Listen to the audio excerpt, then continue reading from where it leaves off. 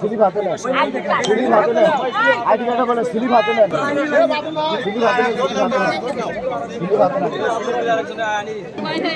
কত মন লাগছে?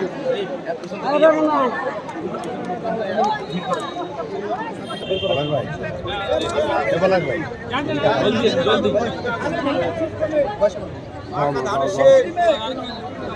তারেক রহমান প্রতি বছর এই উত্তর অঞ্চলে শীতার্ত মানুষের জন্য দীর্ঘদিন ধরে এই অঞ্চলের মানুষের শীতার্ত মানুষের মাঝে কম্বল বিতরণ করছে, অসহায় দুস্থ গরিব মানুষদের।